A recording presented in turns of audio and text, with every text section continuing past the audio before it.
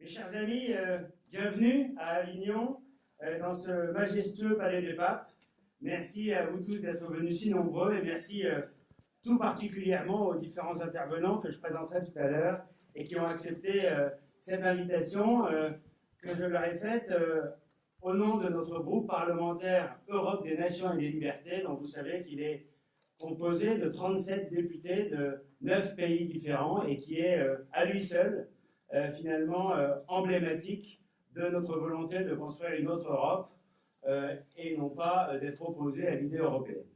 Ce colloque que nous avons intitulé « Protéger nos nations, défendre notre civilisation » est en fait le premier d'une série de colloques que nous allons organiser dans les prochains mois pour définir notre vision de l'Europe et pour finalement présenter ce projet alter-européen.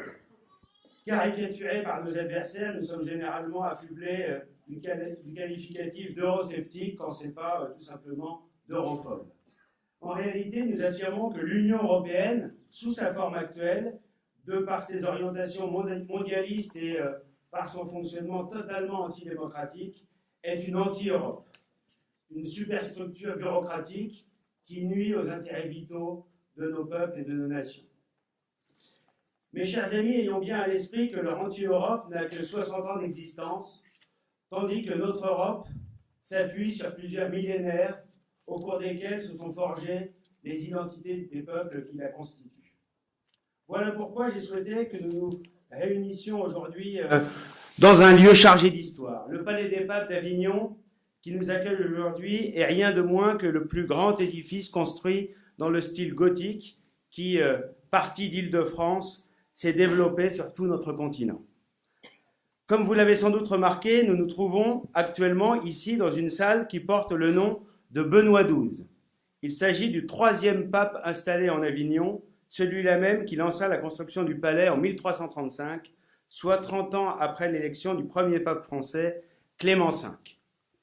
Sans doute y a-t-il parmi vous des lecteurs des Rois maudits de Maurice Druon qui racontent de manière très romancée évidemment comment et pourquoi Philippe le Bel entra en conflit avec le Vatican et finit par obtenir le transfert en France des États pontificaux, et ce, pour une centaine d'années. Si je ne suis pas là pour vous faire un cours d'histoire, je n'en ai d'ailleurs pas les qualités, les compétences, pas plus que de religion, à l'heure où certains hommes d'église cherchent parfois à se mêler un peu de politique, oubliant les sages paroles de l'Évangile qui voulaient rendre à Dieu ce qui est à Dieu et à César ce qui est à César, je ne pouvais pas m'empêcher de rappeler incidemment cette démonstration de force du pouvoir temporel, puisqu'elle a permis l'érection du monument majestueux où nous sommes réunis aujourd'hui. Inscrit sur la première liste des monuments historiques en 1840, ce bâtiment est en effet un des fleurons de notre patrimoine. Quelques ayatollahs féministes parisiennes voudraient maintenant, d'ailleurs, vous l'avez entendu, que nous parlions de matrimoine. Voilà. Passons sur les délires de ces furies vertes de la ville de Paris qui veulent déconstruire l'héritage de nos pères, de nos aïeux, et arracher ainsi le concept de patrimoine à l'idée de patrie. Cet héritage légué par nos ancêtres est précieux et il nous appartient de le conserver, de le protéger pour le transmettre et l'enrichir encore. C'est bien notre riche patrimoine, accumulé au fil des siècles, qui fait de la France une des toutes premières destinations touristiques au monde. Au-delà des retombées économiques qu'il génère par les millions de touristes qui viennent l'admirer, notre patrimoine est surtout précieux en ce qu'il est une composante essentielle de notre identité culturelle et historique. Disséminés sur notre territoire, ces grands édifices qui font de la France un musée à ciel ouvert racontent l'histoire de notre pays et de notre peuple. Il en va de même de notre statuaire public. Je ne parle pas là des horreurs de l'art contemporain, grassement subventionné, mais plutôt de nos monuments aux morts et autres statues de grands hommes, et d'ailleurs aussi de grandes femmes qui ont fait l'histoire. Sur les places publiques, aux angles des carrefours, des personnages immobiles, plus grands que ceux qui passent à leurs pieds, vous racontent, dans un langage muet, les pompeuses légendes de la guerre, de la gloire, de la science et du martyr. Cette phrase n'est pas de moi, bien sûr, elle est de Baudelaire, et elle illustre à merveille le sens étymologique des monuments, en latin monumentum, c'est-à-dire ce qui constitue notre mémoire collective et particulière. Tous ces monuments de pierre et de bronze sont ainsi une part essentielle de notre identité, c'est-à-dire de notre spécificité en tant que peuple, en tant que nation. Pour Ernest Renan, la nation est justement l'aboutissant d'un long passé d'efforts, de sacrifices et de dévouement. Et il ajoutait que le culte des ancêtres est de tous le plus légitime, car les ancêtres nous ont fait ce que nous sommes. C'est ainsi que Barrès, l'auteur de La Terre et des Morts, a pu dire que nous sommes le prolongement de nos ancêtres. Pour ma part, j'ai toujours été très sensible à cette vision charnelle de l'identité qui fait de nous des continuateurs de la grande œuvre nationale, des maillons de la chaîne ininterrompue des générations qui se succèdent les unes aux autres en se transmettant le flambeau de l'identité nationale. Évidemment, notre identité ne se résume pas à ces témoignages matériels. Être français, c'est être de langue française, c'est-à-dire maîtriser la langue de Molière, mise à mal aujourd'hui par la prolifération d'anglicismes et par de nouveaux délires comme l'écriture inclusive. Être français, c'est vibrer au souvenir du sacre de Reims, mais aussi au récit de la fête de la Fédération, pour reprendre une célèbre formule de l'historien Marc Bloch. Être français, c'est aussi un mode de vie, un certain art de vivre, fait de vin et de fromage, une façon particulière d'être au monde et aussi de voir le monde. Or, plus généralement, cette vision du monde, de l'homme, de la nature, héritée notamment de poèmes fondateurs comme l'Iliade et l'Odyssée d'Homère, ou bien l'imaginaire arthurien, c'est aussi ce que nous avons en partage avec les autres nations européennes. Car tous les peuples du vieux continent sont, à des degrés divers, les héritiers de la Grèce et de la Rome antique, mais aussi du bouillonnement intellectuel des premières universités médiévales, héritiers de la philosophie grecque, du droit romain et du christianisme.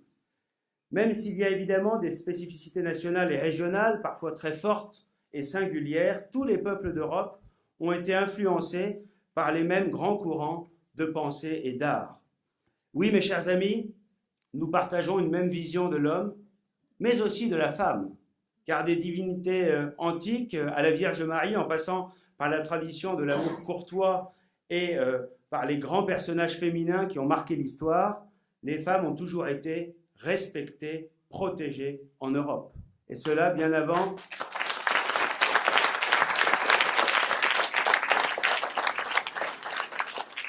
Et cela bien avant d'ailleurs, et beaucoup mieux que par le féminisme, la parité imposée ou l'idéologie du genre. C'est tout cela et bien d'autres choses encore qui font que nos nations forment ensemble une civilisation. Or, notre civilisation commune est aujourd'hui menacée par les dirigeants d'une Union européenne qui n'aura bientôt plus d'européenne que le nom. C'est une Union européenne qui se définit par des valeurs abstraites, désincarnées. Et l'homme de leurs droits de l'homme n'est qu'un homme hors sol, simple producteur ou consommateur et finalement esclave du marché avec un grand M, le marché mondialisé d'hommes interchangeables, c'est là leur religion. C'est ainsi par exemple que l'Union européenne signe des traités de libre-échange tous azimuts et multiplie sans cesse ce qu'ils appellent les libéralisations des régimes de visa, la possibilité de circuler totalement librement sans aucun contrôle. Tout ça au nom du dogme de la libre circulation des biens et des personnes, ce que Régis Debray a appelé le dogme sans frontiériste dans son éloge des frontières, un bel essai tiré d'une conférence prononcée au Japon, une nation qui justement a su concilier la modernité et la tradition. Hélas, Bruxelles s'apparente toujours plus à une tour de Babel du village global. Il n'y a qu'à voir le bâtiment principal du Parlement européen, pour ceux qui le connaissent, à Strasbourg, visiblement inspiré du célèbre tableau de Bruegel, conservé à Vienne et représentant justement la tour de Babel que nous décrit la Bible. Leur rêve de société multiculturelle se transforme progressivement en cauchemar multiconflictuel, avec des communautés hétérogènes qui parviennent de moins en moins à vivre ensemble et donc à faire société.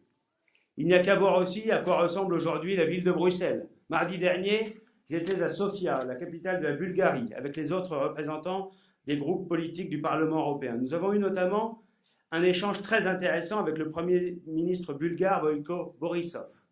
Plus lucide que nos dirigeants ouest-européens, celui-ci nous a dit, je cite, « Regardez, Bruxelles ressemble de plus en plus au Beyrouth d'avant la guerre civile.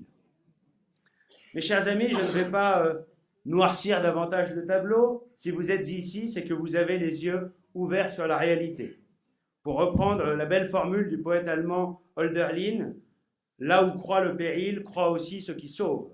Et je pense que les différents intervenants qui vont se succéder cet après-midi sauront vous en convaincre. Aussi graves que soient les menaces qui pèsent sur nos nations et sur notre civilisation, il y a de bonnes raisons de ne pas céder au désespoir.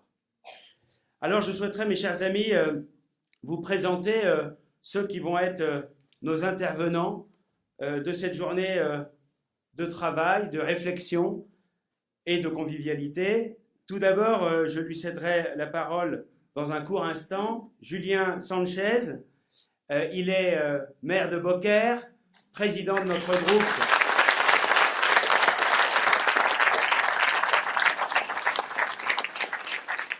Maire de Beaucaire, il est président de notre groupe au Conseil régional d'Occitanie, qui comporte une quarantaine, je crois, de conseillers régionaux. C'est une puissante force politique et il est un des cadres les plus importants du mouvement, porte-parole du Front National, et il a donc de multiples casquettes qu'il honore avec beaucoup d'efficacité. Deuxième intervenant de cette journée, pour évoquer l'identité au cœur de la recomposition politique, Nicolas Dhuicq. Il est médecin, maire de Brienne-le-Château dans l'Aube. Il a été conseiller général de ce secteur et il a été député UMP puis les Républicains pendant 10 années jusqu'en juin dernier. Merci Nicolas.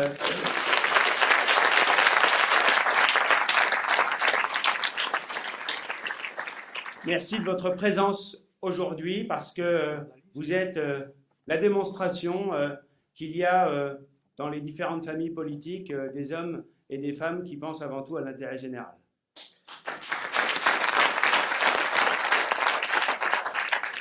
Ensuite, Laure Lavalette évoquera la famille, transmission et solidarité. Laure est conseillère municipale et communautaire de Toulon, pas très loin d'ici. Ensuite,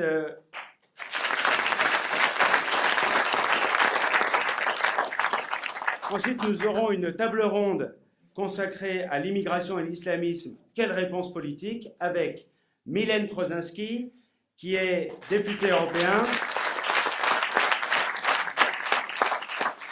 députée française au Parlement européen, élue en Picardie, conseillère régionale dans la région Hauts-de-France, avec Nicole Hecht,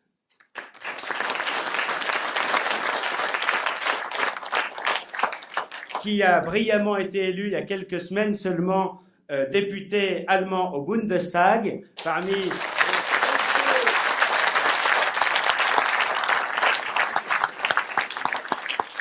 les 92, je crois, députés de l'AfD, avec également pour cette table ronde Mario Borghezio,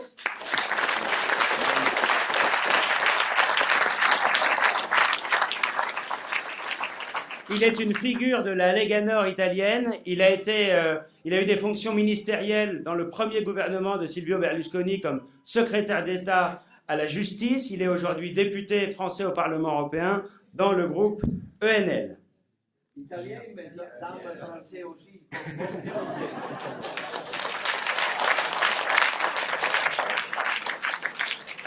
Et toujours dans cette table ronde, Dominique Lutens, qui est député